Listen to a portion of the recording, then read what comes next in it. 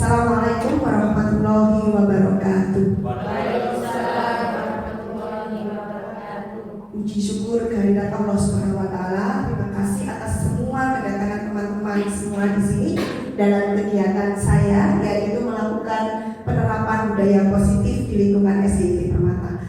Di sini saya sebagai calon guru penggerak angkatan 47 dari Kota Mojokerto mewakili SDIT Permata. Nama saya Dewi Masita Fatmawati, sudah kenal semua ya teman-teman ya. Nah, di sini saya bukan untuk menggurui panjenengan semua, tetapi yuk kita sama-sama berkolaborasi, yuk kita sama-sama belajar bagaimana ke depan agar budaya positif itu dapat kita terapkan bersama di sekolah kita sesuai dengan visi misi sekolah kita bersama. Ini adalah tugas kita bersama, tugas panjenengan dan juga tugas saya.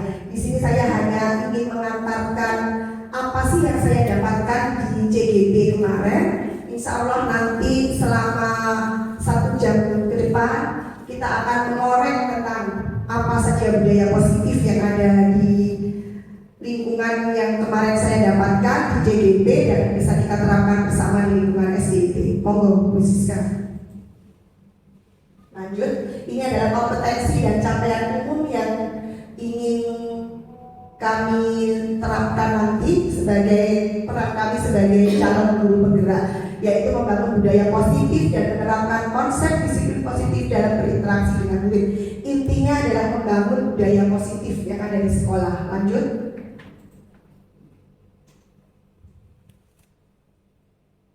Nah, bersikap ini adalah beberapa capaian khususnya, yaitu menyusun langkah strategi dan bersikap reflektif ataupun berpikir kritis terhadap budaya di sekolah. Lanjut. Nah, ini adalah pertanyaan memantik. Apakah hukuman itu, jenengan setuju atau tidak ya? Apakah hukuman itu dapat mendisiplinkan anak? Bagaimana? Tidak. Alasannya kenapa? Teman-teman, mungkin ada yang tahu. Kenapa sih? Iya, Pak Effendi. Hukuman kalau setiap ada kesalahan itu setiap anak dikasih hukuman, dia semakin dia tidak takut atau gimana, tapi kembali ke dirinya itu rasa tidak nyaman saat Oh iya, oke. Saya menangkapnya bahwa hukuman itu membuat anak merasa justru tidak nyaman. Nah, kemudian pemberian hukuman dengan hal positif seperti membaca atau membersihkan halaman sekolah dapat meningkatkan disiplin anak. Apakah ini juga jelas setuju? Setuju. Kenapa Bapak tidak setuju? Karena bisa membangun rasa tanggung jawab. Membangun rasa tanggung jawab. Tapi itu hukumannya kita yang menciptakan atau anak-anak sendiri yang memberikan hukuman itu. Maksudnya dengan membaca buku itu. Membaca buku itu seharusnya itu terjalin atau tercipta dari anak-anak sendiri atau gurunya. Dari anak-anak, seharusnya dari anak-anak ya. Tapi nyatanya itu biasanya dari kita ya. Nah, ini yang nanti akan kita perbaiki bersama teman-teman. Ternyata ada kesalahan yang mungkin kita dulu ternyata ini ada jalur benang merahnya di sini. Lalu kita harus luruskan bersama-sama. Dan memberi penghargaan itu dapat meningkatkan motivasi belajar anak. Apakah panjenengan semua setuju? Memberikan penghargaan itu bisa berupa sertifikat atau bisa merupakan hadiah uang, hadiah apa? Apakah itu meningkatkan motivasi belajar anak? Ya. Tapi nanti juga kita godok bersama. Itu memang meningkatkan motivasi anak. Tapi motivasi yang seperti apa nanti akan kita bahas bersama selanjutnya. Nah, topik yang akan kita pelajari hari ini adalah disiplin positif dan nilai kebajikan universal. Teori motivasi, hukuman, penghargaan, dan restitusi. Keyakinan kelas, kebutuhan dasar manusia dan dunia berkualitas. Dan kemudian adalah restitusi atau 5 posisi kontrol dan restitusi segitiga restitusi. Nanti saya akan menyampaikan beberapa hal terkait ini. Di pembelajaran pertama, disiplin positif dan nilai-nilai kebajikan universal. Nah, lanjut Bu Siska. Nah, ini teman-teman ya. Saya minta berpasangan dua-dua. Boleh putra-putra, boleh mencari pasangan bebas. Silakan hitungan ketiga, silakan mencari pasangan 1, 2, 3. Pak Samuel bisa berpasangan. Tidak apa-apa. Sama ibu-ibu juga tidak apa-apa. Oke, let's go. Nah, tentukan A dan tentukan B. Tentukan A dan tentukan B.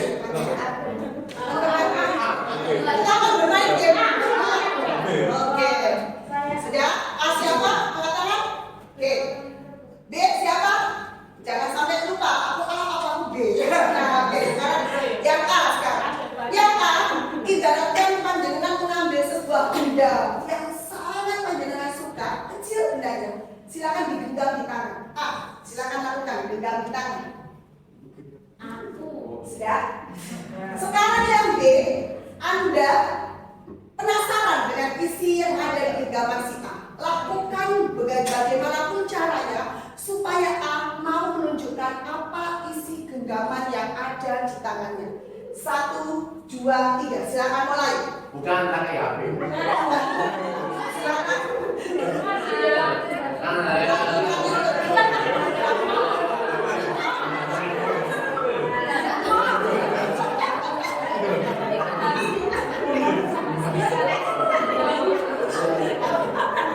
Oke, waktunya habis ya. Waktunya habis. Apakah ada yang masih menggenggam tangannya? Oke, semua masih menggenggam tangannya. Adakah B yang berhasil merayu A untuk membuka tangannya? Yang berhasil siapa? Tidak ada yang berhasil. Coba, saya ingin yang B. Siapa yang B tadi? Oke, Bu Vita. Bu Vita tadi apa yang panjenengan lakukan kepada Bu Iro untuk bisa membuka? Meskipun nggak dibuka ya, apa yang dilakukan? Pertama kita izin dulu, boleh enggak? Terus kemudian private tak ajak makan mau. Nggak mau betul, nggak mau banget tuh. Nah sekarang yang A, saya pilih posisi di A. Oke, Pak Farid A. Pak Farid A berarti yang menggenggam. Ya. Kenapa Pak Farid kok nggak mau melepaskan genggaman? Pertama mungkin itu privasi. Privasi ya, oke. Yang privasi, yang kedua itu suatu benda yang sangat berharga yang tidak bisa diberikan sesuatu. Luar biasa ini, benar banget Bapak Ibu. Iya. Contohnya mobil ya. Apa yang diposisikan Pak Fatma sama Bu Rita, Bu Iro tadi ya, Pak Samuel dan semua rekan-rekan semua itu adalah posisi kontrol. Bagaimana kita bisa mengontrol diri kita? Nah, yang memegang peranan kontrol tadi yang A apa yang B? Yang A. Kalau A bersikuku bagaimanapun, mau digali makan, mau digali ke Monas, digali kemanapun dia nggak akan tertarik. Dia tetap pada posisi kontrolnya bahwa ini loh punya. Nah, sama halnya dengan siswa-siswa kita. Dia punya posisi kontrol seperti itu. Nah, yang kita juga harus tahu kalau dia punya pendirian. Nah, apa saja itu nanti kita akan bahas selanjutnya. Monggo siskan. Nah, ada perubahan paradigma teori kontrol atau teori pilihan ilusi kontrol. Di sini ada ilusi guru mengontrol murid. Kemudian ilusi bahwa kritik dan membuat orang merasa bersalah. Ternyata selama ini kalau kita mengkritik orang itu gitu ya, ternyata kritik itu juga harus ada penguatnya. Gak boleh langsung mengkritik yang negatif karena itu justru nanti akan membuat rasa bersalah kepada orang itu ya. Jadi nggak boleh kita mengkritik tanpa memberikan solusi. Jadi harus memberikan penguatan. Dan yang ketiga adalah ilusi bahwa semua penguatan positif itu efektif dan bermanfaat. Ini yang harus kita lakukan kepada anak-anak kita. Bahwa kita harus selalu memberikan penguatan positif agar mereka juga menjadi pribadi yang lebih hebat lagi ya. Karena bagaimanapun hal-hal yang positif yang masuk di pikirannya anak-anak itu akan membuat kehidupan mereka juga lebih positif lagi. Dan yang keempat adalah ilusi bahwa orang dewasa memiliki hak untuk memaksa. Karena kita nggak terasa ya, kita itu sedang memaksakan sedikit ke anak-anak. Tapi apa yang kita paksakan itu sebenarnya sesuatu yang berharga untuk anak-anak. Misalkan, nah, kamu harus mengerjakan tugas tepat waktu. Mungkin bagi anak-anak, mengerjakan tugas tepat waktu itu gaya opo sih Ustazah, gaya opo sih, opo manfaatnya buat aku. Karena mereka mungkin belum paham, tapi kalau kita bisa memahamkan itu, kita memiliki hak untuk memaksa mereka bahwa ini loh untuk demi kebaikan kamu ke depan seperti ini. Jadi ada kalimat positif yang harus kita ucapkan ke mereka, ada ungkapan-ungkapan yang bisa memotivasi mereka dan untuk mengajak mereka menjadi anak yang lebih baik lagi. Begitu. Selanjutnya, Siska. Nah, di sini teman-teman ada perubahan paradigma stimulus respon dan teori kontrol atau teori pilihan. Di sini ada dua, stimulus respon dan teori kontrol. Di stimulus respon itu kita mencoba mengubah orang agar berpandangan sama dengan kita. Kita agak sedikit memaksa, bodoh deh aku pikirannya ya. Sedangkan di teori kontrol kita berusaha memahami pandangan orang lain tentang dunia. Setiap orang punya pemikirannya yang berbeda-beda, termasuk pandangan. Mungkin pandangan menganggap, oh disiplin itu begini, oh disiplin itu begitu. Setiap orang punya pikirannya berbeda-beda. Nah itu adalah bagaimana cara kita nanti kita pelajari di teori kontrol itu. Terus perilaku buruk, stimulus perilaku buruk dilihat sebagai suatu kesalahan. Kalau di teori kontrol semua perilaku itu memiliki tujuan. Dan orang lain itu bisa mengontrol saya. Sedangkan di di teori kontrol hanya Anda yang bisa mengontrol, sama seperti yang tadi kita lakukan bersama. Bahwa kita juga bisa mengontrol diri kita sampai orang lain mau ngajak kamu kemana pun, oh tidak bisa, saya punya posisi kontrol. Ya, itu yang kita harapkan nanti. Terus pemaksaan ada pada saat rujukan gagal. Nah di sini pemaksaan kita pemaksaan itu muncul ketika kita rujuk ternyata gagal. Nah, kayak Pak Effendi tadi ada sedikit pemaksaan dan buang itu sedikit pemaksaan. Nah sedangkan di sini kita dituntut untuk melakukan kolaborasi. Kita dituntut untuk melakukan kerjasama. Bagaimana kita menyelesaikan sebuah masalah secara bersama-sama. Dan ini model berpikirnya menang atau kalah. Sedangkan ini adalah model berpikirnya menang dan menang. Oke, selanjutnya. Nah, di sini ada gambar disiplin positif menurut Dr. William Bresser. Ya, ada beberapa hal tentang teori motivasi, 5 posisi kontrol, 5 kebutuhan manusia, segitiga restitusi. Ini nanti yang akan kita gali bersama. Nah, saya tanyakan, motivasi yang biasanya muncul di anak-anak kita itu menurut teman-teman motivasi ekstrinsik atau motivasi intrinsik? Mungkin ada yang tahu. Motivasi ekstrinsik berarti kan dari luar. Kalau intrinsik itu dari dalam, dari dirinya. Dari luar. Berarti kan memang motivasi yang kita gabung ke anak-anak itu motivasi dari ekstrinsik. Di antaranya kita melakukan itu karena mungkin takut, sama halnya seperti kita. Kita datang ke sekolah tepat waktu. Kita datang ke sekolah tepat waktu itu mungkin ada yang berbagi pikiran, oh aku ingin dipandang atasan, aku tidak ingin mendapatkan teguran, aku memang ingin disiplinku dari diriku, aku ingin mendapatkan pujian dan sebagainya. Dia nggak dipotong. Iya, dia nggak dipotong. Itu juga bagian dari ini ya, dari teori motivasi kita. Jangankan anak-anak, kita sendiri, kita juga pernah kan merasakan itu. Oh, aku melakukan ini karena sesuatu hal. Coba dipikirkan, pernah nggak seperti itu? Aku melakukan ini karena ini. Oh, aku melakukan administrasi kelas karena ada tuntutan. Ya, ada sedikit pemaksaan, ada sedikit. Oh, nanti kalau enggak, aku akan mendapatkan ini. Nah, kita kan ada berpikir seperti itu. Nah, ini adalah motivasi ekstrinsik. Nah, di sini peran guru nanti akan kita buat motivasi itu berasal dari anak. Di mana anak-anak benar-benar melaksanakan itu, mereka sadar bahwa itu adalah tujuan mulia yang harus dia capai. Ya, jadi itu muncul dari dalam hatinya tanpa ada paksaan, tanpa ada embel-embel hukuman, tanpa ada embel-embel hadiah, penghargaan dan sebagainya. Tapi itu lahir dari dirinya dengan tujuan untuk mendapatkan tujuan yang mulia tadi. Oke, lanjut Bu Siska.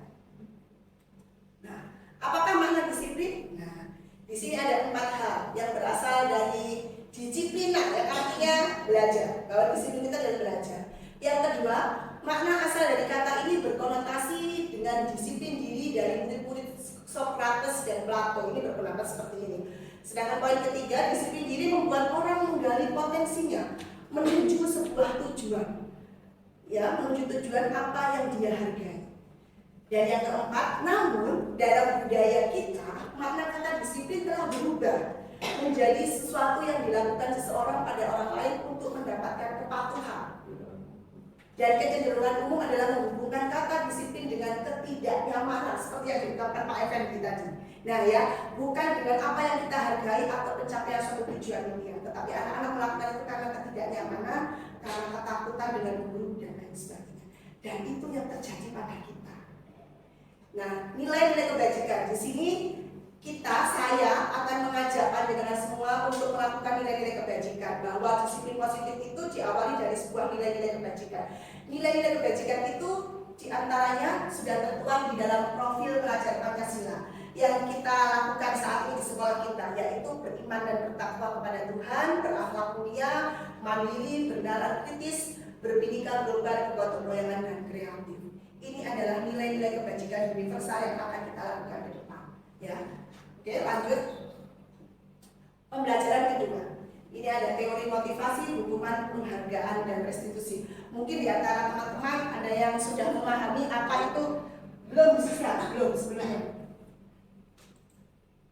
Apa itu teori motivasi, hukuman, penghargaan, dan restitusi?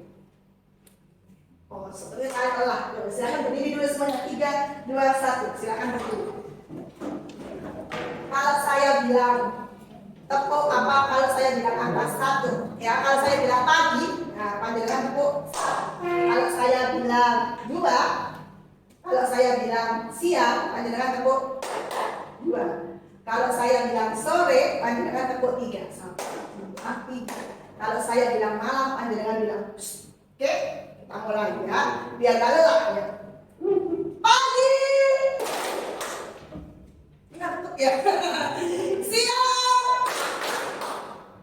Malam. Malam. Kalau sore 3 kita ulang konsentrasi ya. Pagi. Malam. Sore. Nah, siang. Terima kasih. Oke, luar biasa. Boleh minum dulu Bapak Ibu? Monggo. Bapak, biar nggak tegak karena kita di sini belajar bersama. Minum. Ya.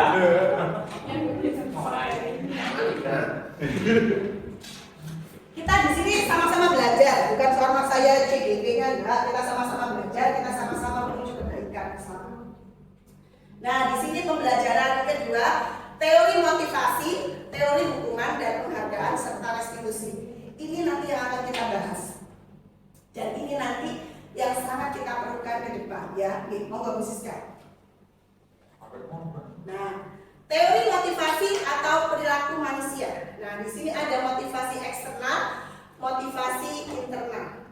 Nah, motivasi eksternal tadi yang seperti saya sampaikan di awal sedikit untuk menghindari ketidaknyamanan atau hukuman apa yang akan terjadi apabila saya tidak melakukannya. Itu bagian dari motivasi eksternal.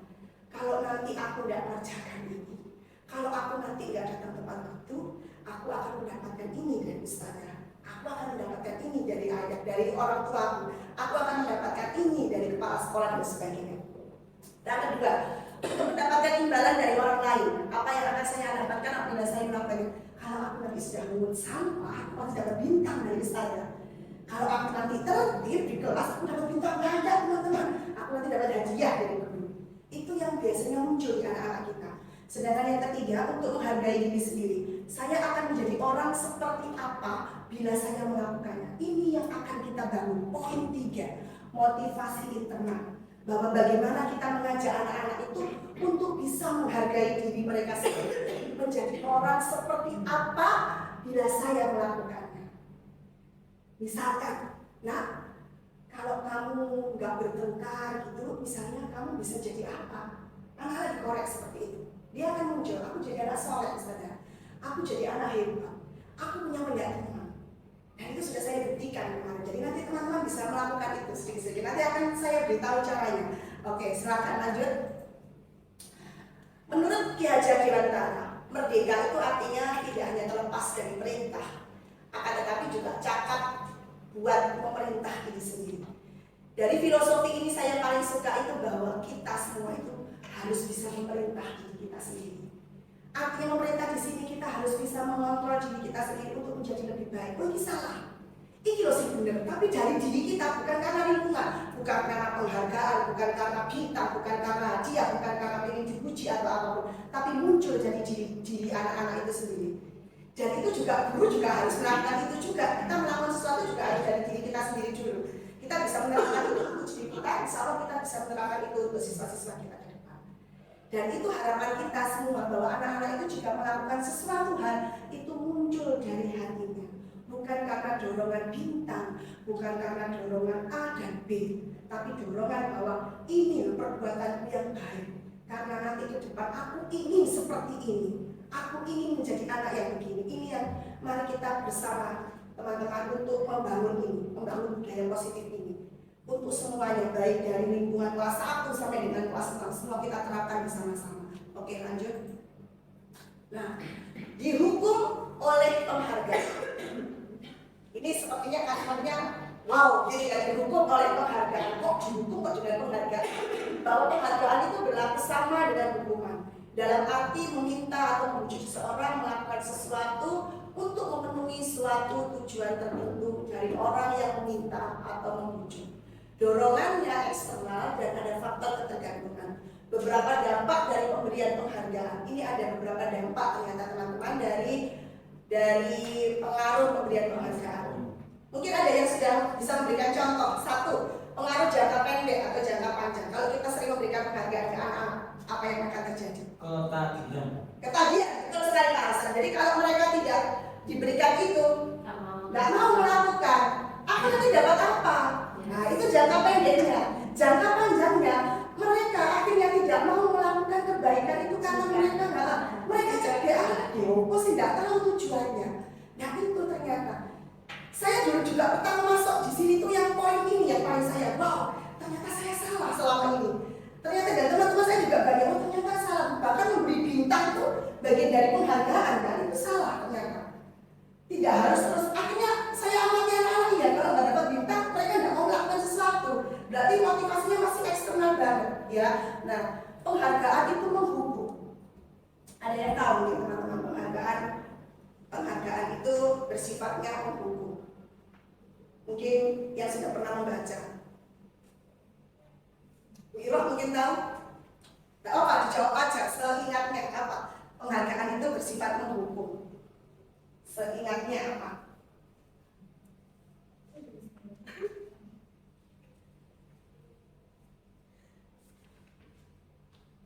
Seperti yang disampaikan Bu Fatma sendiri, penghargaan itu menghukum karena kalau dia tidak mau melakukan berarti dia juga tidak mendapatkan apa?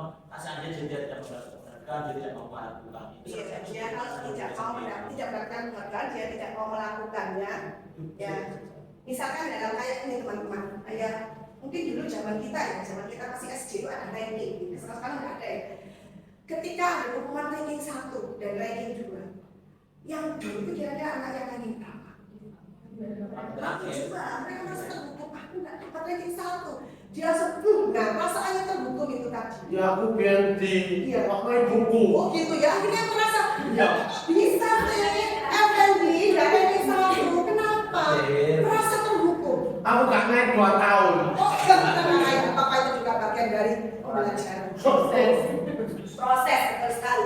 Ya itu bagian dari ternyata kita sudah Karena itu ngomong kalau tidak akan penghargaan mengurangi ketepatan. Kadang dengan memberikan penghargaan itu justru kita mengurangi ketepatan untuk anak-anak yang menjawab itu. Yang menjawab benar dikasih permen, yang menjawab salah misalkan nggak dikasih apa, itu juga mengurangi ketepatan untuk anak-anak kita. Ya, dan penghargaan itu tidak efektif. Ya, terus penghargaan juga merusak hubungan. Anak yang sering mendapatkan penghargaan dan anak yang belum mendapatkan penghargaan ini iri. Ibu Kocoku dapat penghargaan, akhirnya iya dia merasa sama guru itu aku nggak dikasih penghargaan, ya sudahlah. Dia bernyanyi kayak dol gitu ya, jadi dia merusak hubungan antara guru dengan siswa itu tadi juga dengan siswa dan siswa yang lain. Penghargaan menurunkan kualitas. Contohnya begini, misalkan Bu Okta nulis artikel bahasa Inggris nih, terus kirim mendapatkan aplaus terus dari kepala sekolah. Oh bagus sekali Okta, bagus lanjutkan terus. Dia semangat nulis dapat hadiah uang. 1 bulannya 500.000. Wow. Selama 5 bulan dia dapat sudah 500.000. Teman-temannya di bawah Pak Effendi, Pak Samuel merasa kok aku nggak dapat. Dia termotivasi. Dia pengen dibuat. Aku harus bisa. Kalau Okta bisa, aku harus bisa. Termotivasi. Dia belajar. Akhirnya dia bisa. Dia setorkan ke kepala sekolah. Pak, saya juga bisa buat. Wow, ternyata tulisanmu juga bagus loh. Kayak Okta. Nah, kamu dapat uang. Okta, dia merasa sudah dapat uang. Dia memutuskan untuk tidak mau belajar lagi. Nah, itu berarti dia menurunkan kualitas dia. Karena penghargaan itu tadi dia kayak di atas awang. Nah, ya dia sudah merasa wah segalanya. Dia tidak mau menambah belajarnya. Akhirnya menurunkan kualitas dia sendiri. Nah, kalau kita juga mau anak-anak kita seperti itu juga bisa. Kamu hebat, kamu dapat ini, kamu dapat uang, dapat ini dari ranking 1 atau apa. Akhirnya begitu dia sampai di atas, dia sudah tidak mau belajar, dia sudah teman-temannya yang di bawah bersikukuh. Nah, berlomba-lomba untuk mendapatkan nomor 1. Begitu semua dapat nomor 1, dia langsung, aku mau gak dapat nomor 1. Iya, karena kamu salah. Kamu tadi enggak, ini kualitasnya diturunkan dia. Dia merasa sudah di atas, gak mau belajar kembali. Penghargaan mematikan kreativitas, terutama di bidang seni ini ya. Bapak Ibu ya, kalau misalkan siswa kita di bidang seni itu banyak kita berikan penghargaan, itu justru mengurangi kreativitas. Biarkan mereka mengerjakan semuanya dengan natural, dengan keinginannya, tanpa diberikan embel-embel penghargaan. Karena kalau diberikan itu pasti kreativitas mereka akan menurun. Ini sudah terbukti. Dan yang terakhir, penghargaan mengurangi motivasi intrinsik. Dengan penghargaan itu anak-anak cenderung motivasinya itu tidak muncul dari dirinya karena dia ingin mendapatkan itu tadi, mendapatkan penghargaan meskipun hanya permen, hanya bintang ya. Bintang itu bagi anak kecil wow luar biasa ya. Oh bintang itu berapa? Dapatnya 300, 3.000. Bahkan kita kalau ngitung bintang itu mereka sampai nunggoni ya karena mereka takut bintangnya nggak bintang yang nggak benar kita ngitung ya ini mau buat aja. Untuk program kebajikan ya bisa dibaca lagi teman-teman, mungkin ada yang ditanyakan. Saya nggak minum. Minum mana?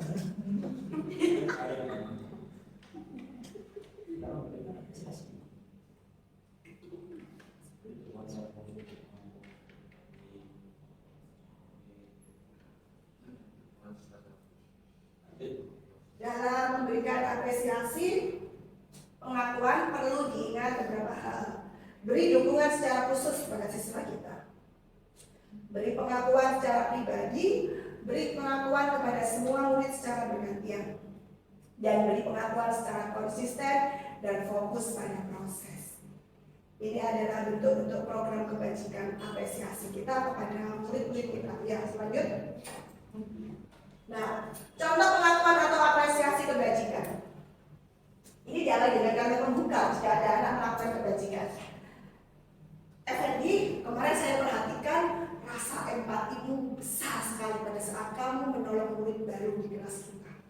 Masya Allah. Nah, apa yang akan diterima oleh Effendi? Dia pasti akan senang. Dia pasti akan bangga. Tambah gaji. Iya, dia akan bangga. Nah, apakah Bapak Ibu guru sudah pernah melakukan ini? Pasti sudah pernah. Ya, sudah sering sekali. Tapi kalimatnya nggak ini ya, nggak puas proses ini nggak apa-apa. Tapi kan memang sebenarnya dia fokusnya memang seperti ini bentuknya, cuma nggak persis nggak apa-apa. Yang kedua, saya menghargai kepedulianmu pada saat kamu membantu teman-temanmu di tugas kelompok tadi. Anak dikasih penguatan seperti itu sudah senang sekali. Nah, terima kasih untuk rasa tanggung jawabmu pada saat kamu mengumpul kertas-kertas yang berserakan di lantai. Poin 3 ini yang biasanya saya lakukan ketika mau pembelajaran di kelas. Jadi saya itu membiasakan, mungkin nanti biasa buat teman-teman semua sebagai sekolah adiwiyata, kita harus berbudaya lingkungan. Ketika kita mau memulai pembelajaran, kita lihat lingkungan sekitar kita. Jika ada satu sampah kertas kecil apapun, sekecil ini, tanamkan budaya itu kepada anak-anak. Anak-anak dengan cara kita mengambil dulu, kita menjadi teladan, kita ambil. Ustazah, ngambil sampah, ayo kita berbagi kebaikan. Mereka kan berlomba-lomba untuk mencari sampah itu. Bahkan ada yang saking senangnya, itu sampah satu disobek jadi 5. Oh, sebenarnya aku dapat 5, mereka sampah satu disobek jadi 5 ya. Nah, mereka akhirnya senang dan terbiasa dengan kelas yang bersih, dengan kelas yang indah, dengan kelas yang nyaman. Itu juga akan menunjukkan sikap positif yang ke depan yang jauh lebih bagus. Jadi nanti kita bersama, ya teman-teman yang kita bersama nanti ketika masuk kelas ataupun yang guru Al-Quran, yang Pak Satpam, apapun siapapun profesi Anda, panjenengan semua, mari kita budayakan untuk menjaga kebersihan, ya, menjaga lingkungan dari kebersihan dan segalanya, pokoknya lingkungan sopan, adab sopan, memberi salam dan lain sebagainya. Ya, silakan.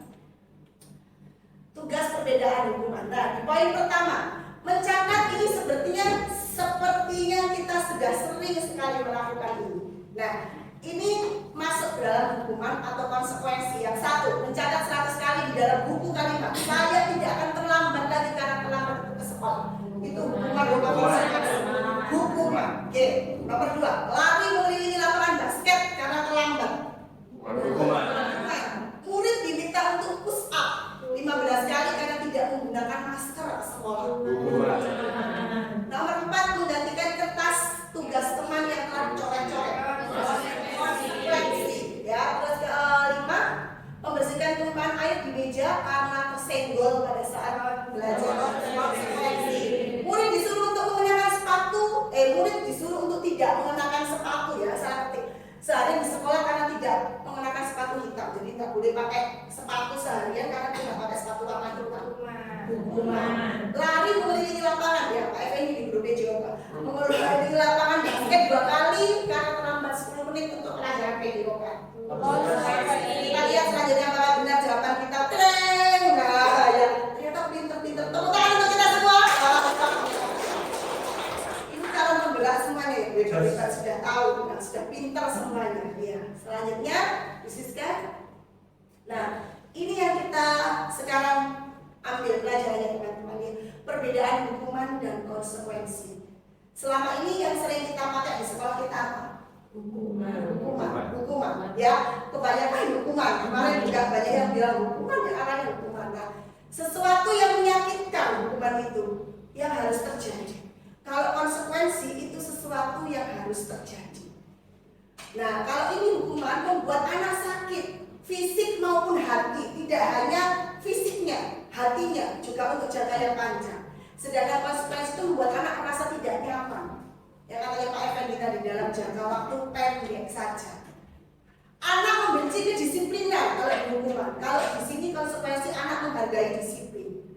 Hukuman itu sifatnya paksaan. Kalau konsekuensi itu stimulus, ada tanggapan. Nah, hukuman mendorong anak menyakiti diri sendiri. Kalau di sini mendorong anak agar mudah menyesuaikan diri. Hukuman untuk konsep diri yang buruk, di sini konsekuensi konsep diri yang baik.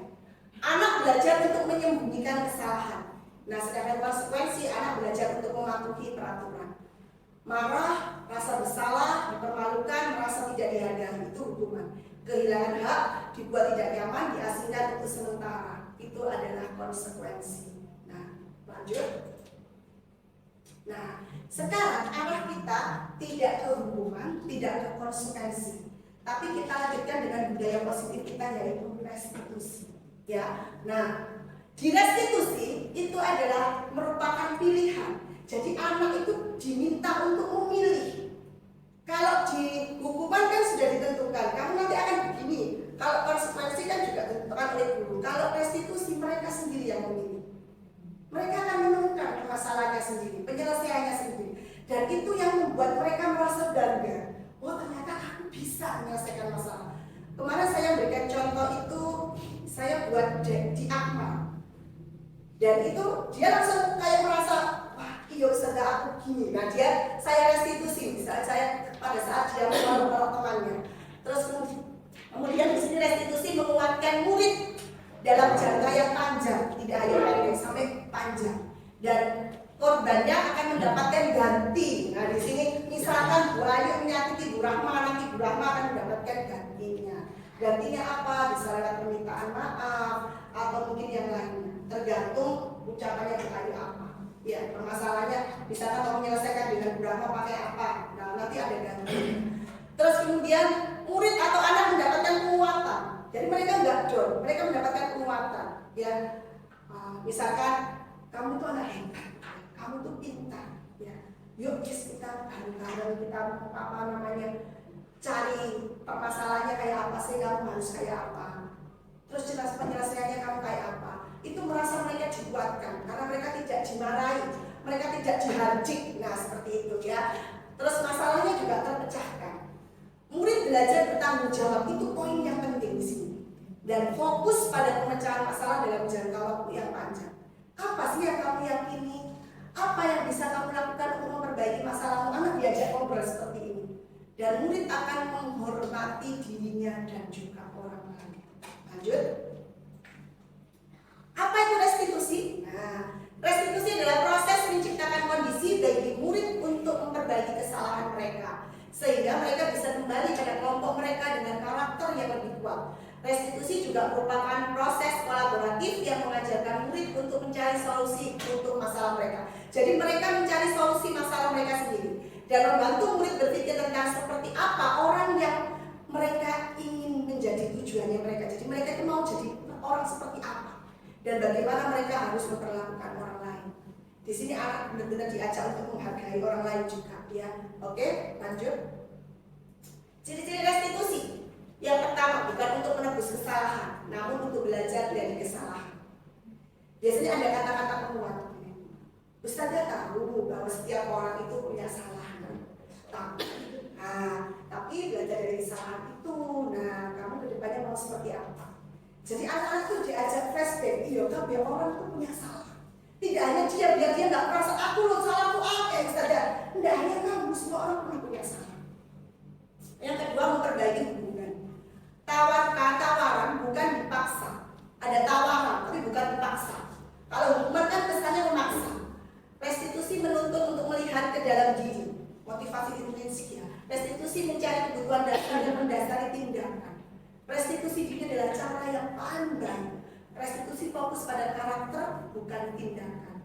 Restitusi fokus pada solusi. Restitusi mengembalikan murid yang berbuat salah pada kelompoknya. Lanjut. Nah, pembelajaran ketiga adalah keyakinan kelas. Ya, next. Nah, mengapa kita kok membuat peraturan, kok tidak membuat peraturan saja? Selama ini kan kita buatnya peraturan. Mengapa kok tidak keyakinan, kok harus keyakinan kelas? Kenapa kok nggak peraturan aja? Ada yang tahu mungkin? Mungkin Bu Rahma tahu. Kenapa kok kita itu buat keyakinan kelas? Kenapa kok nggak peraturan? Mungkin kalau peraturan itu dari luar, dari eksternal, jadi dia mau tidak mau harus melakukan itu. Kalau keyakinan dari dirinya sendiri meyakini bahwa itu yang harus saya lakukan, itu tidak boleh saya lakukan. Betul sekali, Bu Rahma pintar sekali sudah memahami ya, mantap benar-benar. Nah, jadi kalau keyakinan itu muncul dari diri mereka sendiri bahwa ini loh aku yakin ke depan ini tujuanku seperti ini. Sedangkan kalau peraturan itu hanya serangkaian peraturan, mereka hanya mengikuti, tapi tidak tahu ujungnya itu loh dibuat apa sih? Apa loh data tepat waktu itu loh buat apa? Mereka tidak tahu. Mereka hanya mengikuti peraturan-peraturan. Dan itu kayaknya cetakan kita dulu ya. Kita dulu waktu masih SD kan gitu ya, mengikuti saja. Mau ada aturan ini ikut ya gitu. Nah, sekarang kita perbaiki bersama sebagai guru. Iya. Lanjut. Oke. Nah, ini adalah lingkaran budaya positif. Nah, nanti kita ada di poin merah harapannya. Ya, budaya positif itu luas sekali cakupannya. Dan semua alam sekolah ini tanpa terkecuali harus menerapkan budaya positif itu bersama-sama. Tidak ada apa perbedaan baik guru, kepala sekolah, karyawan, staf, kemudian pegawai perpustakaan, cleaning service, satpam, semuanya ikut merangkul budaya positif. Yuk kita bersama-sama mencapai sekolah yang jauh lebih baik lagi. Bukan berarti ini nggak baik ya. Kita ciptakan budaya positif itu muncul dari diri anak-anak sendiri, dari motivasi intrinsik ya. Silakan. Di sini ada kesepakatan kelas ya. Datang tepat waktu mengucapkan salam, kesepakatan kelas. Terus kemudian menjaga kebersihan sekolah ya. Berdoa sebelum dan sesudah kegiatan, aktif dalam pembelajaran. Yang mana yang merupakan keyakinan kelas? Yang sebelah sini atau yang sebelah sini? Yang sebelah ini. Ini ya. Kami guru dan murid yang saling menyayangi. Jadi semuanya saling menyayangi. Terus kemudian kami murid yang semangat dalam belajar. Kami murid yang peduli dengan teman-teman. Jadi tidak saling menyakiti. Apalagi terutama di kelas atas ya, sekarang itu lagi musimnya olok-olok nama orang tua. Jadi mereka itu menghafalkan nama orang tuanya masing-masing, teman-temannya untuk dijaga olok-olokan ya. Terima kasih yang mengobisiskan. Nah, ini adalah bentuk keyakinan kelas yang nanti akan kita buat di kelas kita masing-masing, yaitu bentuknya Y dan T.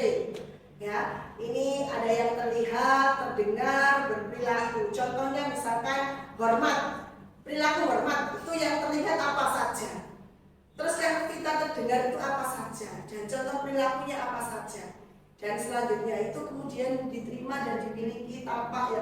Jadi nanti kita akan membuat ini dulu sebelum membuat keyakinan kelas. Oh, kalau yang poin keyakinan kelas misalkan sayang teman itu yang terlihat itu apa saja. Ketika teman-teman kita membuat keyakinan kelas sayang teman, kira-kira apa teman-teman yang terlihat? Kalau sayang teman, yang nampak dari anak-anak. Kalau sayang teman itu apa? Peduli, bisa. Terus menghargai teman, sayang teman, ya rukun dengan temannya. Yang terdengar?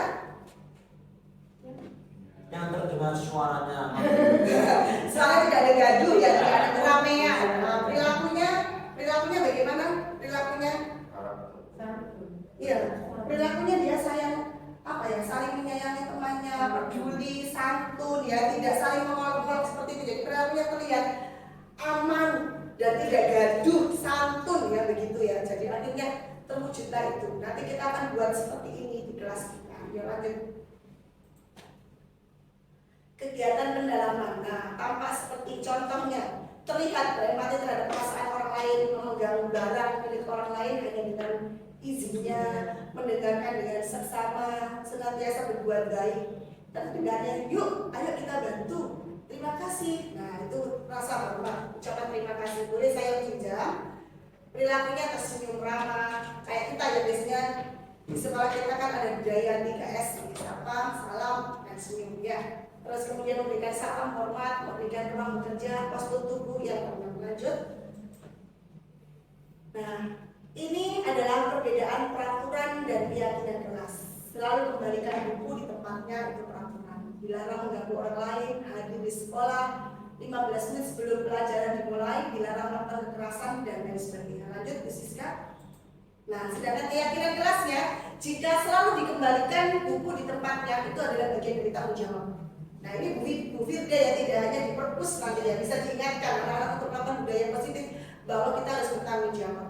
Terus dilarang mengganggu orang lain, yaitu keyakinan kelasnya adalah menghormati orang lain. Mengganggu itu tidak hanya ngolok nama orang tuanya juga, nyupit, jegal atau apalah iseng-iseng, kan banyak lagi, terutama yang anak putra. Apalagi anak kecil-kecil biasanya tambah weboy, kelas 1, 2, 3 weboy, biasanya tambah lebih. Wow, hadir di sekolah 15 menit sebelum pelajaran dimulai, kita dan menghormati orang lain atau berkomitmen.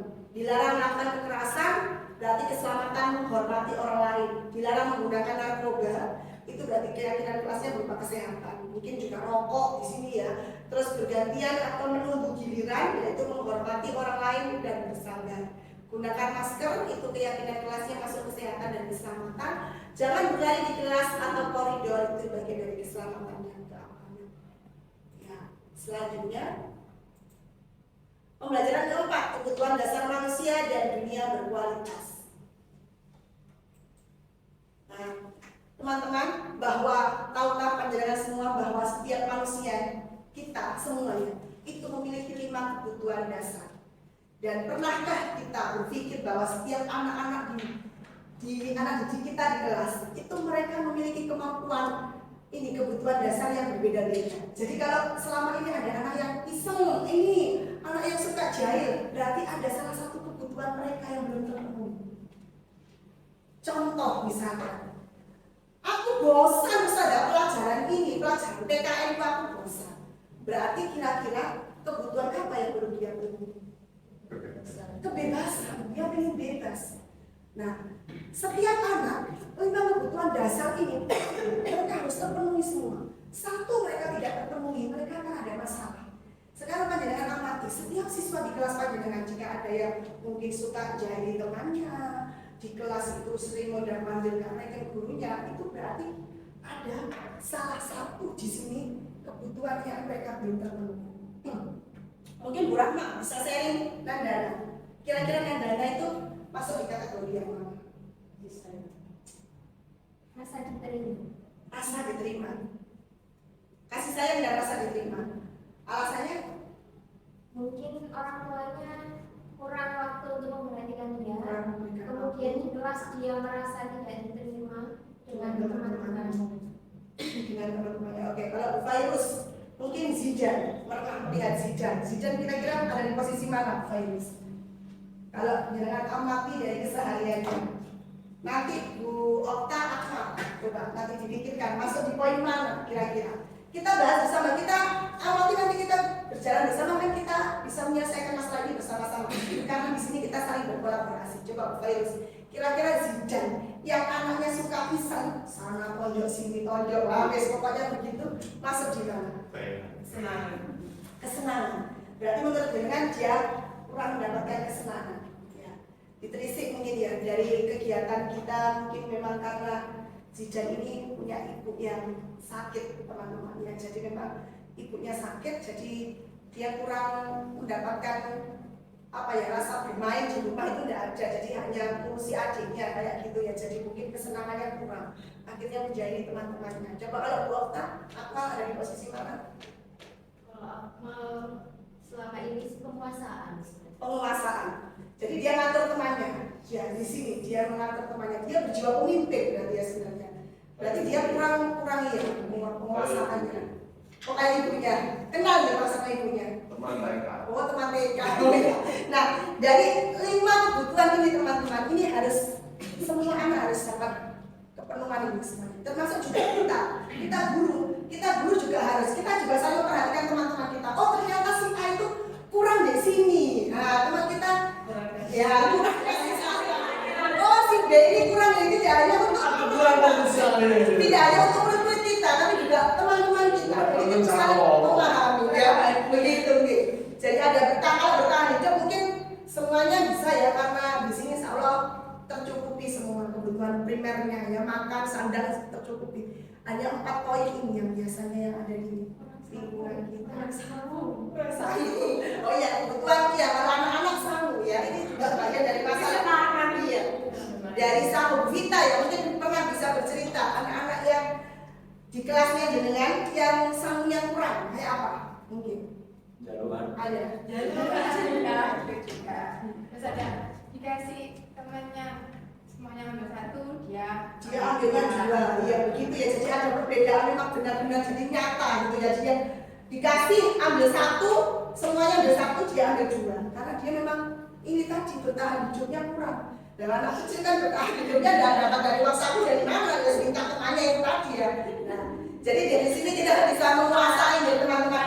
Kita bisa melihat murid-murid kita, oh ternyata si A, mungkin bahasa di Al-Quran ada muridnya yang mungkin paling dirasa wow gitu. Kira-kira di poin mana Pak Hasan? 1 saja Pak Hasan, nggak apa-apa. Kita saling-saling Pak Hasan. Kalau saya takut Pak, bicara. Tapi juga bisa, Pak Samuel, semuanya boleh. Oh, sekarang mau bilang di poin mana? Saya tahunya waktu rapotan kemarin, Aja. kayaknya anak ini jarang jajan. Terus apa namanya kalau makan siang? Berarti bertahan hidup ya? Iya. Kalau makan siang itu kalau ada temannya tidak masuk kan mesti saya tawarkan siapa yang mau nambah. Itu selalu lah. Kemarin itu menunya kan enak. Terus itu aku mau nambah Ustazah tapi Temannya apa makan semua. pesanku masuk semua. Kebetulan Ustazah Okta yang gak masuk. Mbak, anaknya sudah keluar. Alhamdulillah bisa makan lagi. Ternyata waktu rapotan itu memang orang banyak cerita. Kalau dia hanya dikasih uang saku 1 minggu 15.000. Kasihan deh, saya juga bikin. Sudah dikomunikasikan selanjutnya ke sama orang tuanya. Iya, sudah saya sampaikan. Katanya kalau makan memang biar apa saya jaga jajannya biar Tapi kalau seminggu 15.000. lah iya, sehari 3.000. Oh, jika ini Oleh aku. berarti masih ada yang bertahan hidup di kelas yang berapa Pak Hasan? Next. Next, oh next, Pak Hasan next. Oke. Ada mungkin teman-teman yang mau disaringkan? Ada yang mau disaringkan? Mau disaringkan? Silakan, nggak ada. Oke next. Selanjutnya. Pembelajaran kelima adalah 5 posisi kontrol. Oke, posisinya lanjut. Nah, ada penghukum, pembuat orang merasa bersalah, teman, pemantau, dan manajer. Nah, ini adalah 5 posisi kontrol yang biasanya ketika kita menyelesaikan masalah dengan anak-anak, dengan siswa-siswa kita menjadi peran di sini. Apakah kita sebagai penghukum, membuat orang merasa bersalah, teman, pemantau, atau manajer. Nah, coba panjenengan amati di penghukum, nunjuk-nunjuk. Nah, kayak gitu ya, menunjuk-nunjuk sambil menyakiti, menyindir. Kalau kamu tidak melakukannya, awas ya rasakan. Nah, ini adalah bagian dari menghukum. Murid meletakkan guru di luar dunia kualitasnya, kaitannya dengan dunia berkualitasnya. Oh ini yang bilang berkualitas. Kemudian membuat orang merasa bersalah. Ini berceramah dan mengatakan, ibu kecewa sekali sama kamu Effendi. Bahwa kamu itu ngerti perasaannya ibu ini selama ini. Nah, itu membuat Effendi merasa bersalah. Sorry, Muntiona, Ustazah ini sudah suaranya habis. Kamu kok lari ke sana, lari ke sini. Pokoknya duduk apa enggak? Saya akan merasa bersalah.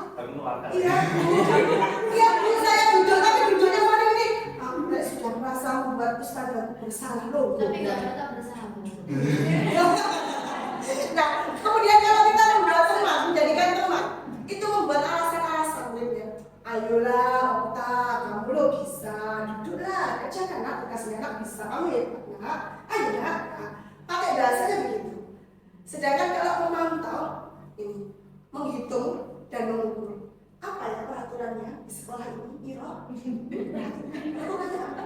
Ya, memantau ya. Nah, sedangkan kalau manajer, nah penjelasan yang ekspresi saya jadi kan melakukan itu kan berarti berekspresi kalau gini-gini ya. Kalau membuat orang bersalah kan langsung medamkan. Teman itu ya guyon, kayak ngomong-ngomongan. Memantau itu kayak gini ya. Kalau manajer di sini peran kita yang paling baik di sini di posisi paling paling itu adalah manajer. Nah di sini kita mengajukan pertanyaan-pertanyaan. Apa sebenarnya yang kita yakini di kelas itu? Apa sih yang bisa kamu kerjakan untuk memperbaiki masalah ini? Anak diminta untuk menyelesaikan masalahnya sendiri, menemukan solusinya. Nah harapannya ke depan, semua yang di sini di SDIT, terutama panjenengan semua panjenengan bisa menjadi di sini posisi manajer. Insya Allah bisa ya semuanya. Kita sama-sama proses ya.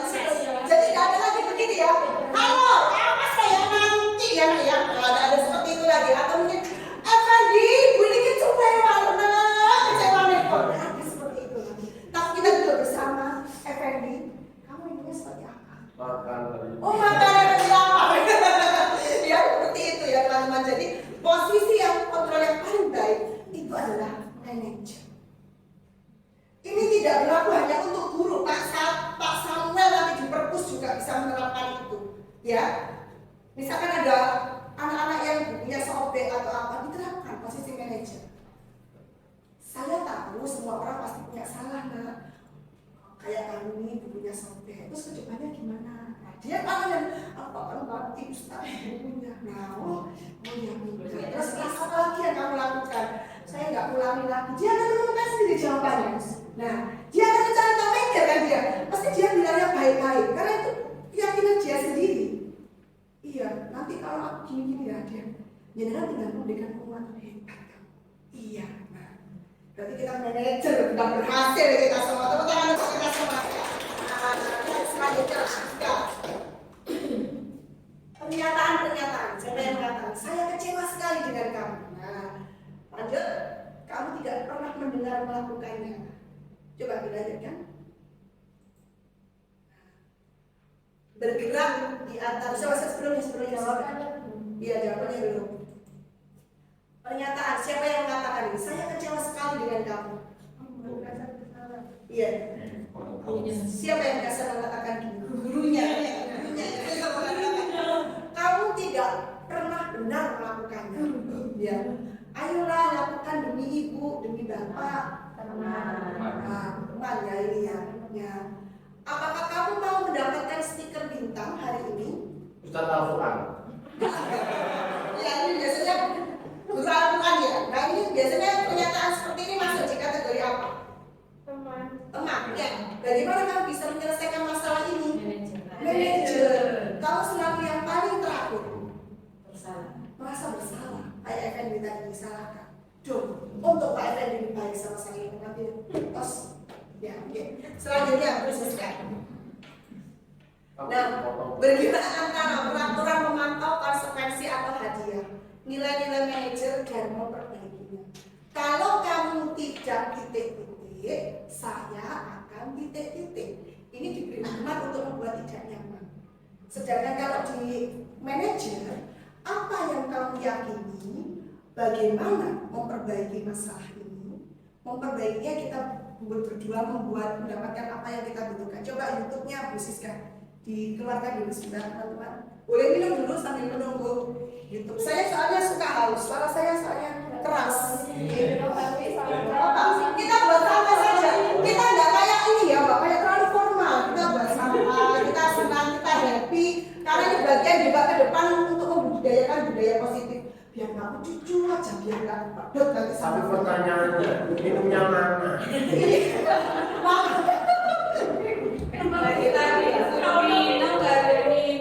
Berarti ini ya Us ya, beda ya. Misinya antara mungkin orang zaman dulu ya. Kalau dibilang disiplin itu berasal dari tidak nyaman, tapi dari tidak nyaman itu menjadi kebiasaan. Itu Ustazah. Nah itu tuh yang sebenarnya masih saya terapkan Iya. untuk guru juga, untuk Iya. mengajarkan anak. Memang dari tidak nyaman, tapi dari ketidaknyamanan itu kalau kamu lakukan setiap hari ya akan menjadi kebiasaan. Iya. Tapi kayaknya kalau di sini Iya. semuanya lebih kayak dikembalikan Kembalikan ke anaknya. Jadi disiplin itu munculnya dari diri anak itu. Dia punya keyakinan dulu kenapa sih dia mau melakukan itu, untuk apa ke depannya. Kita tugasnya mengarahkan itu. Nah, ke depannya ini anak-anak kalau kita mau seperti itu, bukan.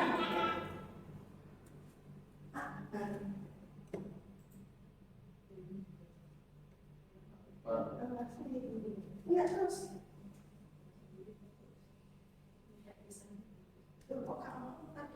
Sebentar ya teman-teman.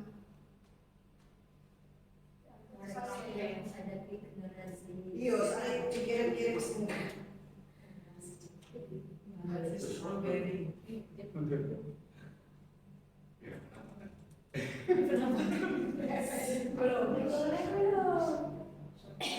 Belum apa aja nggak boleh ya? Aku diserang Pak untuk dari Mas Henry.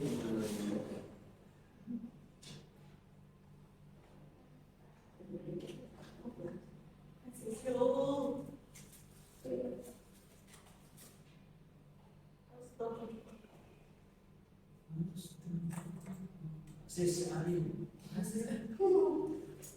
Saya kalau saya kasih nama-nama yang lain bingung, soalnya dari kenal pakainya namanya masih sekarang dia pakai bingung juga pakai tidak dia asal bingung pakai suamiku.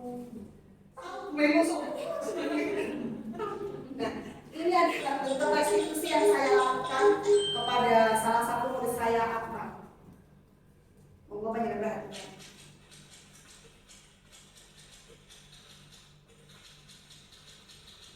Agak pintar saya sekarang. Sampai sejarahnya.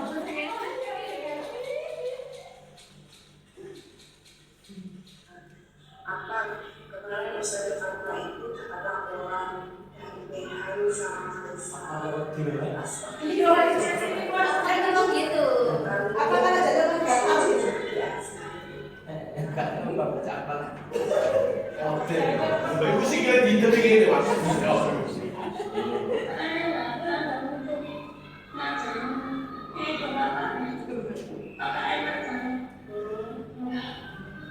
kakaknya Zaki Azram, Madhani Mas Antam. Saya di sini ya, nggak nyari sampai salah, apakah Mas Antam yang salah, atau kamu yang salah.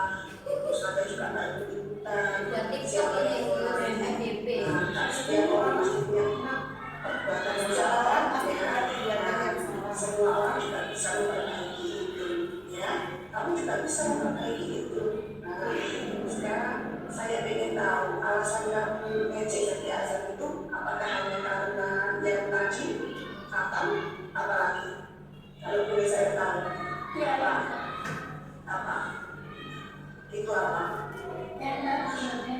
Ngecek. Tapi kenapa kok yang kamu ngecek Zaki Azram kok bukan masalah?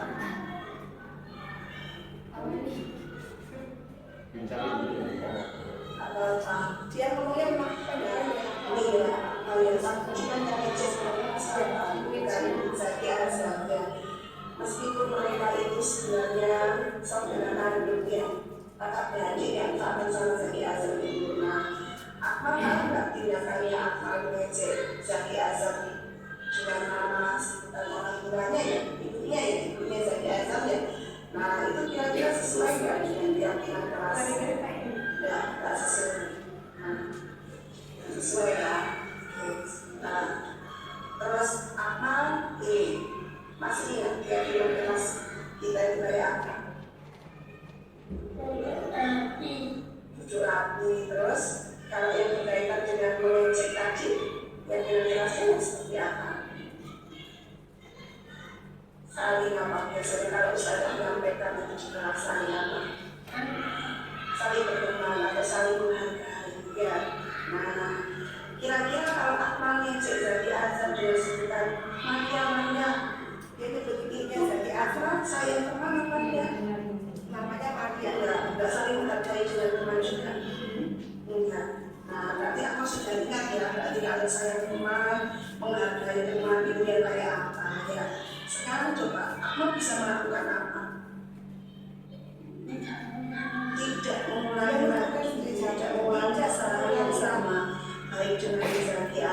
maupun dengan yang lainnya.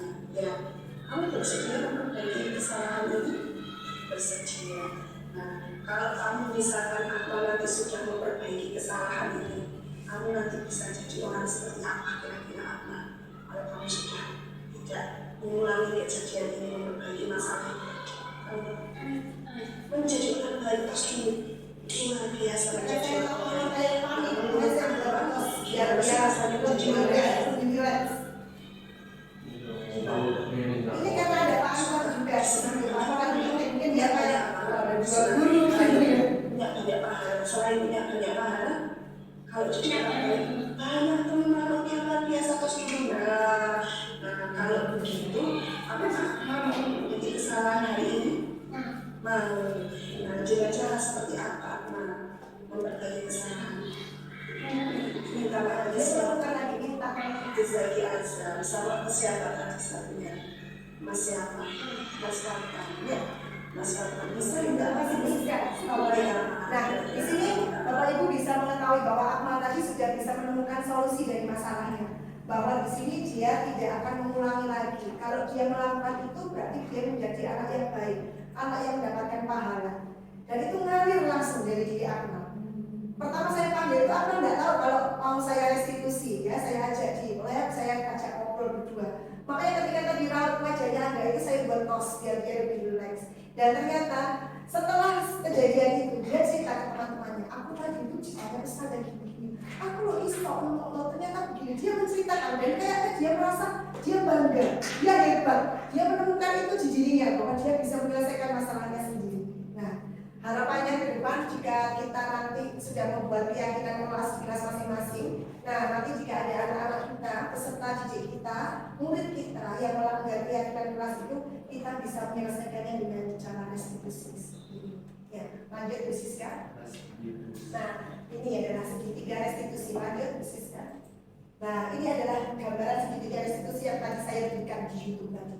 Ya, bahwa setiap orang pernah melakukan kesalahan. Kamu bukan satu-satunya orang yang melakukan ini. Jadi anak diberikan penguatan, gak dicontohkan.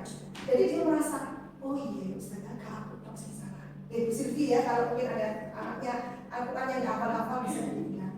Gak hanya kamu kok, nah yang seperti itu kok hafal itu banyak yang lainnya. Nah, terus dengan caranya. Nah, jadi anak benar-benar merasa dihargai itu. Ya, ada cara yang lebih efektif untuk mendapatkan apa yang kamu butuhkan. Kamu tentu punya banyak alasan mengapa kamu melakukan itu. Nilai-nilai apa yang sudah kita sepakati di keyakinan kelas yang kita buat bersama. Dan kamu ingin menjadi orang seperti apa. Nah, ini juga bisa diterapkan di putra-putra depan dengan rumah. Jika memang anak-anak dibuat keyakinan kelas, keyakinan di rumah, atau keyakinan dan keyakinan kelas di rumah, ketika melanggar keyakinan itu bisa dilakukan restitusi. Oke saja, Bu Siska. Nah, untuk membuat anak yang merasa gagal karena berbuat salah menjadi positif ada di guru berkata, berbuat salah itu hal yang manusiawi. Ini sebagai penguatan tadi. Tidak ada manusia yang sempurna. Ini yang bisa diucapkan Rafiq pada saya. Tidak ada manusia yang sempurna. Atau dia kata-kata dari mana itu lagi ya. Pokoknya tidak ada manusia yang sempurna. Semua orang itu pernah salah. Dia menemukan kata-kata itu setiap dinasihati. Ya, Bapak Ibu juga berbuat salah.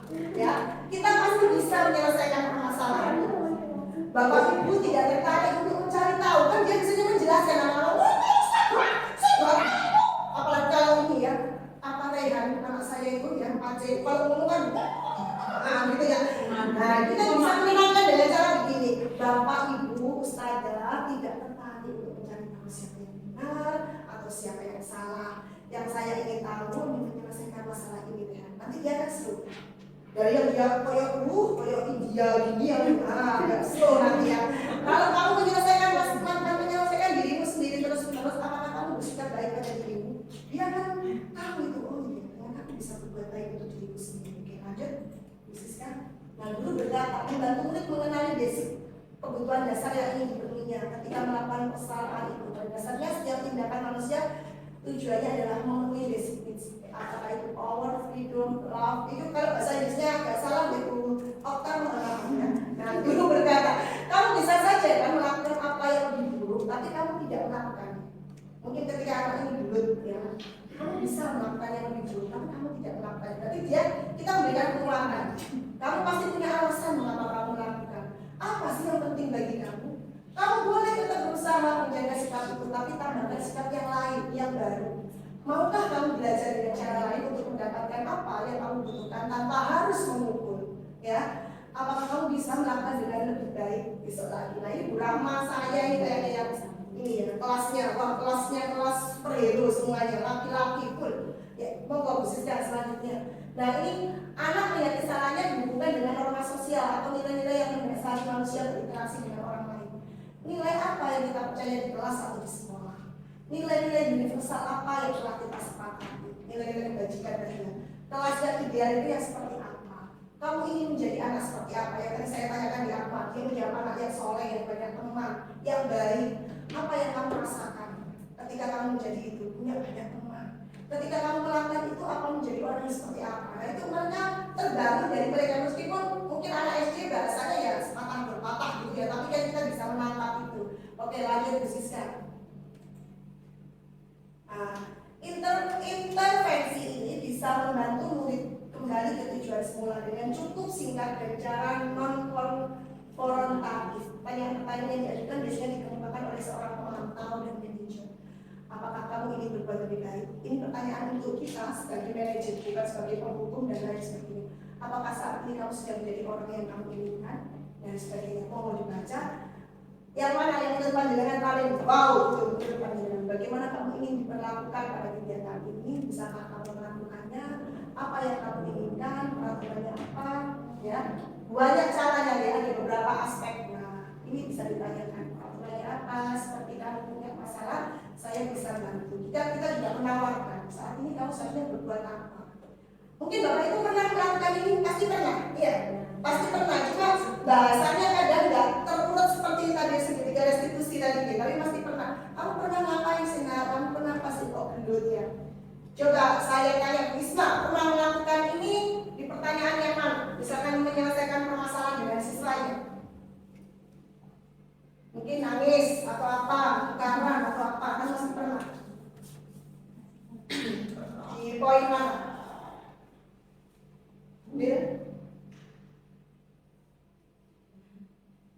Ada yang mau sharing mungkin yang lainnya di poin mana? Oh, enggak. Monggo, waktu apa hari lah ya monggo. Iro semuanya Brahma Bayu. Ayo di poin mana? Kajian biasanya anak kecil ya, bayi-bayi ya. Yang gimana? Biasanya kalau dengan melakukan itu ada nggak kalimat-kalimat yang ini panjenengan utarakan ke anak-anak? Apakah tugas kamu saat ini? Oke. Terus selain itu kita sudah Bayu mungkin pernah di perpus juga ada apa? Monggo. Belum pernah. Kalau belum pernah berarti nanti kita bersama-sama untuk melakukan budaya ini ya teman-teman, kita bersama menggali. Kayaknya pandangan semua sudah mungkin, tapi kalimatnya enggak ini ya apa? Oke, monggo. Refleksi.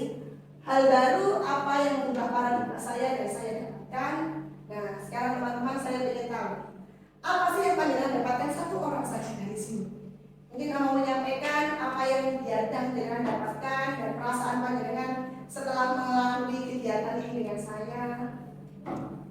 Ya, lanjut bisniskan. Nah, gitu. Monggo, ada saya minta 2 orang, Bu Rahma maju di depan mungkin.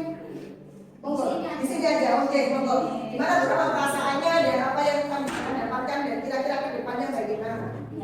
Alhamdulillah hari ini banyak sekali yang saya dapatkan informasi dari Fatma, banyak sekali menyampaikan tentang bagaimana kita bersikap kepada anak didik kita ya. Mungkin di setiap harinya kita banyak sudah melakukan itu, tapi dengan adanya seperti ini kita akan semakin termotivasi, semakin mengingatkan kita bahwa kita secara tidak sadar itu sering melakukan hal yang tidak semestinya kita lakukan. Kayak mendukung gitu tadi ya. Luar biasa. Terima kasih Bu Rahma. Perasaannya bagaimana Bu Rahma juga dari sekarang? Kadang kita merasa bersalah. Sama. Saya juga dulu awal pertama saya mendapatkan informasi ini, sebagai guru itu saya cetak virus C, ternyata ada hal yang opo yo nyampe kono itu kita itu salah, ternyata itu gitu. Nah, coba terima kasih Bu Rahma.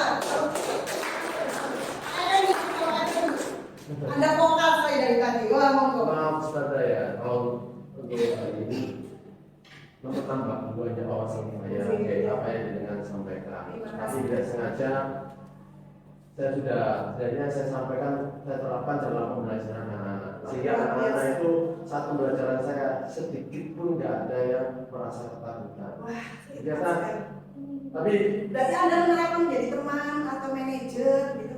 sebenarnya semuanya hampir 80% saya sampaikan seperti yang dengan sampaikan. Tapi ternyata lebih banyak ilmu lagi yang dengan sampaikan pada malam hari ini. Pemahaman ini sih ya. Ya, semoga kita semua ke depan Bapak Ibu bisa melaksanakan budaya positif ini di sekolah kita dan menjadikan putra-putra kita, murid-murid kita jauh lebih baik. Tepuk tangan untuk kita semua. Terima kasih saya ucapkan atas waktu panjenengan dan mohon maaf jika saya ada salah. Jika nanti ada yang ingin perlu ditanyakan atau disaringkan, bisa bertemu dengan saya langsung di kelas 4. Terima kasih. Wassalamualaikum warahmatullahi wabarakatuh.